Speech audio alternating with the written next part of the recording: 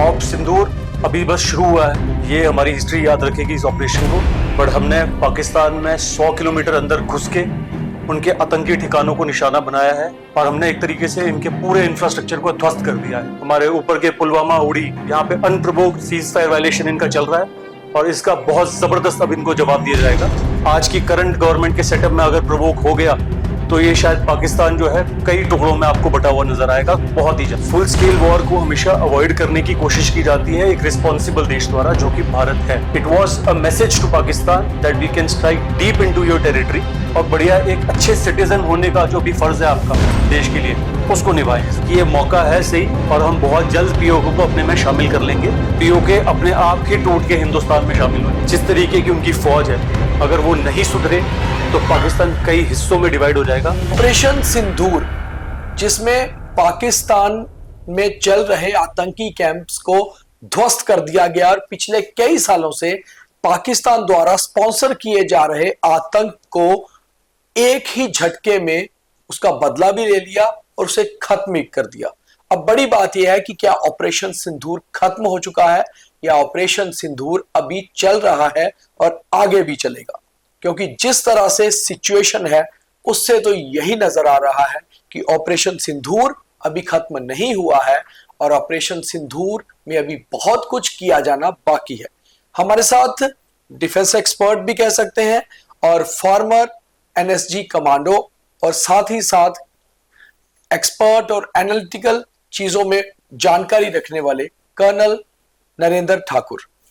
Colonel साहब, क्या लग रहा है, ऑपरेशन सिंदूर स्टिल कंटिन्यू? हाँ, बिल्कुल कंटिन्यू होगा दीपक जी। सबसे पहले मुबारकबाद है हमारी फोर्सेस को जी, हमारी गवर्नमेंट को।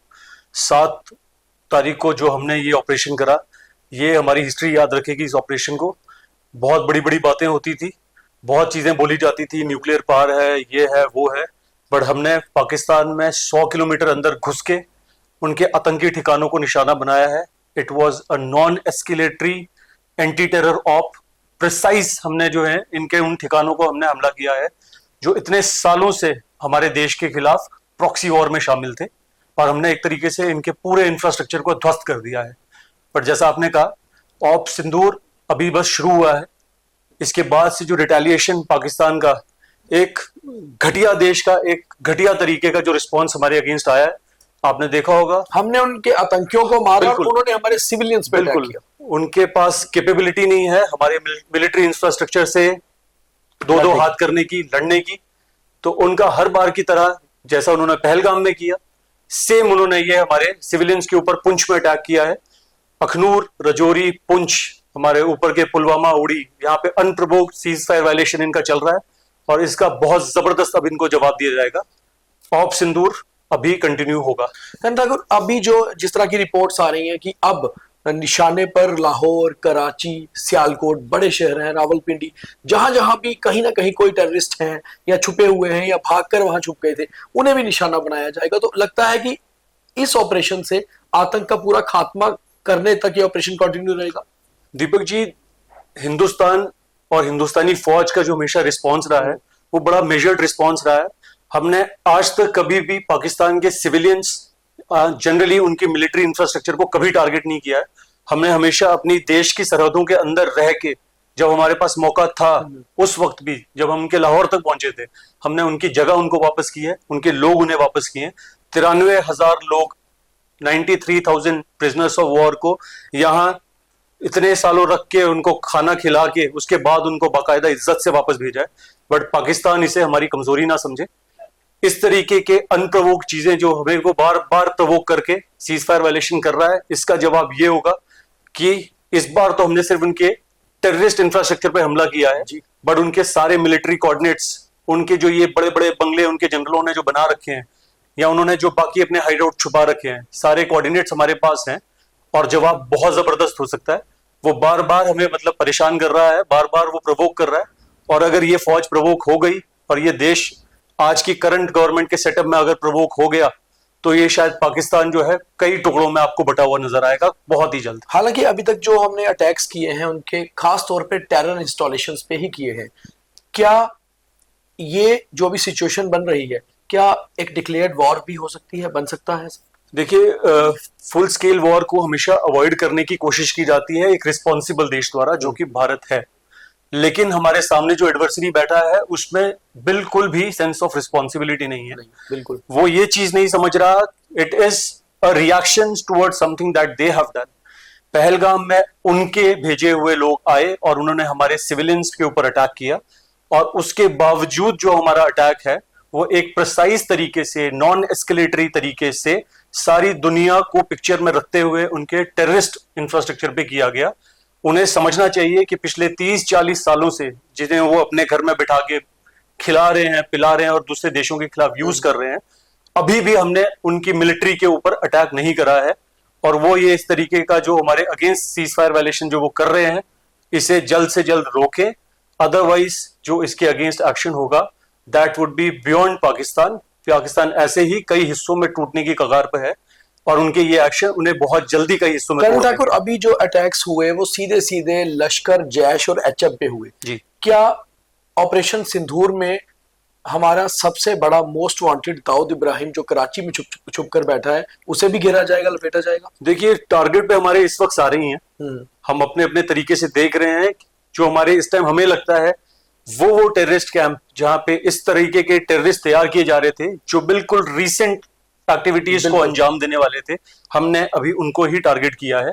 It was a message to Pakistan that we can strike deep into your territory, and हम लोग उन लोगों को अभी खत्म कर देंगे जो रिसेंट हमारे अगेंस्ट कोई भी हथियार उठा सकते हैं। इसका मतलब कतई ये नहीं है कि हम बाकी वो सारे लोगों को भूल गए हैं जिन्होंने हमारे अगेंस्ट पास्ट में वो सारे अटैक किए हैं। उस सबका भी बदला जरूर लिया जाएगा। अच्छा, पुंछ की हम बात कर रहे थे, अभी पोजीशन क्या नजर आ रही है? जिस तरह से लगातार पाकिस्तान लाइन ऑफ कंट्रोल पे पलावाला से लेकर उड़ी तक गोलीबारी चल रही है, अभी पोजीशन क्या नजर आ रही है? देखिए दीपक जी, मैंने अखनूर से लेके पुंछ तक तकरीबन 6 साल नौकरी करी है जी। और मैंने उस वक्त नौकरी करी है 2010, 11, 12 के इस ड्यूरेशन में, जब सीज फायर वायलेशन एक डेली नॉर्म था। बिल्कुल। और पाकिस्तान की सीज फायर वायलेशन हमारी तरफ रोज होते थे। तो जो हमारी फौज का जवाब होता है वो बहुत ही जबरदस्त होता है इसके अगेंस्ट। पाकिस्तान, जैसे मैंने आपको कहा, पाकिस्तान की आर्मी में किसी तरह का मॉरल एथिक्स बिल्कुल भी नहीं है। उनको पता है कि वो मिलिट्री तौर से वो कभी भी हमारा जो है मुकाबला नहीं कर सकते हैं। तो उनका पहला रिस्पॉन्स होता है निहत्थे सिविलियंस के ऊपर फायर करना। इस फायर को रोकने का तरीका हिंदुस्तानी फौज को बिल्कुल पता है। कल आपने मैसेज पढ़ लिया होगा, Indian army has been given a free hand. Chief खुद मॉनिटर कर रहे हैं इस सिचुएशन को, आर्मी चीफ खुद देख रहे हैं सिचुएशन को, और उन्होंने ग्राउंड पे जो हमारे कमांडिंग ऑफिसर्स, ब्रिगेड कमांडर्स जो वहां पे डिप्लॉयड है इस टाइम पे, उन्हें खुली छूट दे दी है। और खुली छूट जब हिंदुस्तानी फौज को मिलती है तो वो अपने सिविलियंस का बदला जरूर अच्छे तरीके से ले ही लेंगे। सिचुएशन काफी ग्रिम है करण साहब, और बड़ी चीज ये है कि इस समय जिस तरह से पोजीशन देखने को मिल रही है, काफी कुछ ऐसा हो रहा है जो बहुत सीक्रेट चीजें होती हैं डिफेंस की, खास तौर पे सिक्योरिटी इंस्टॉलेशंस या बाकी चीजें, मूवमेंट। ऐसे में एक सिविलियंस के लिए, हालांकि मीडिया के लिए गाइडलाइंस आई हैं डिफेंस की तरफ से कि आप इतना कवर करें, लाइव ऑपरेशंस ना दिखाएं, ये चीजें ना दिखाएं। सिविलियंस के लिए क्या एक मैसेज होना चाहिए कि लोग भी कम से कम अगर उनके पास कुछ मैसेज आते हैं तो वो वायरल ना करें, दिखाएं ना, और ज्यादा एक टेंशन ना ले, टेंस ना रहे? दीपक जी, सिविलियंस का खासकर वो इलाका जो कि कॉन्फ्लिक्ट हमेशा देखता ही रहता है, ठीक है। जेएनके का इलाका ऐसा नहीं है कि पहली बार कॉन्फ्लिक्ट देख रहा है। इन लोगों ने कॉन्फ्लिक्ट देखे हैं, अपने घरों में इन्होंने ये चीजें होती हुई देखी हैं, तो इनसे उम्मीद हमारी बहुत ज्यादा है। देखिए, इन लोगों को, हमारे सिविलियंस को आज की डेट में कुछ चीजें हैं जो उन्हें करनी है। आप अपने आंख कान खोल के रखें। सेंट्रल एडमिनिस्ट्रेशन, सिविल एडमिनिस्ट्रेशन जो हमारा स्टेट का है, उसकी तरफ से लगातार गाइडलाइंस आ रही हैं। आप उस गाइडलाइंस को फॉलो करें, बिल्कुल लेटर एंड स्पिरिट में। आपको बहुत सारी चीजें वो लोग बता देंगे, आप किसी तरीके से पैनिक ना करें, ठीक है। आपसे जितनी हो सकती है आप फौज की हेल्प करें। अब हर बंदा यूनिफॉर्म पहन के, हर बंदा आगे फ्रंट लाइन पे नहीं लड़ सकता, बिल्कुल। लेकिन अगर आज की डेट में हम लोग जो पीछे हैं, अगर हम लोग ये रूमर्स फैलने से रोक लें, हम लोग जाके अपने हॉस्पिटल्स में ब्लड डोनेशन कर लें, हम लोग जो इंफ्रास्ट्रक्चर का नुकसान हो रहा है उसको ठीक करने में हेल्प कर लें। आप जैसे जर्नलिस्ट हैं, आप जब ये कवर कर रही हैं, चीजें कवर कर रहे हैं, किसी चीज को सेंसेशनलाइज ना करके बिल्कुल हम लोग फैक्ट बताएं सबको। ये सारी चीजें, डॉक्टर्स हैं, मेरे अपने घर के डॉक्टर्स हैं, मेरी बात हो रही है उनसे, मैं उन्हें ये कह रहा हूँ कि अगर आप 10 घंटे वो कर रहे हैं, ड्यूटी दे रहे हैं, आप 20 घंटे ड्यूटी दीजिए, ठीक है। आप सब कर सके। देखिए, जिंदगी में देश के लिए कुछ कर गुजरने का जो मौका है वो सबको हर बार नहीं मिलता है। ये मौका आज आया है हमारे पास, इसका भरपूर फायदा उठाइए। मैं पूरी कम्युनिटी जितनी भी है, मैं हर किसी से ये अपील करता हूँ, हर कम्युनिटी का हर बंदा अपने आप का जितना बन पड़ता है। अगर आज की डेट में मैं बिजनेस कर रहा हूं तो मैंने अपने सारे चैनल खोले हुए हैं फौज के लिए, हर सप्लाईज को प्रोवाइड कराने के लिए। आप जर्नलिस्ट हैं, आप अपनी जान को जोखिम में डाल के कवर कर रहे हैं सिचुएशंस को। वैसे ही डॉक्टर्स हैं हमारा स्टेट एडमिनिस्ट्रेशन दिन रात काम कर रहे हैं। आप ऐसा कोई काम ना कीजिए कि उनको और एक्स्ट्रा काम करना पड़े। तो आप बिल्कुल इस चीज का ख्याल रखिए और बढ़िया एक अच्छे सिटीजन होने का जो भी फर्ज है आपका देश के लिए, उसको निभाएं इस वक्त। गन ठाकुर, आप भी एक डोगरा हैं, मैं भी जम्मू से बिलोंग करता हूँ, एक डोगरा फैमिली से हूँ। डोगरा हमेशा से वॉरियर रहे हैं और यहाँ पर हम लोग फौज पहली प्रेफरेंस भी रही है लोगों की। तीन जंगें यहाँ पर देखी हैं, क्योंकि कारगिल भी जम्मू कश्मीर में ही हुआ था, उसमें लद्दाख JNK का हिस्सा था। 71 देखी, 65 देखी और फिर कारगिल देखी और अब भी सिचुएशन देख रहे हैं। हमेशा पाकिस्तान के सामने रहे हैं। आपको लगता है एक एज ए डोगरा वॉरियर ये चीज भी लग रही है कि एक POK वापस लेने का भी एक अच्छा मौका है, और लोग इस समय कह रहे हैं कि हमारे चाहे घर छूट जाए, जज्बा नहीं टूटना चाहिए।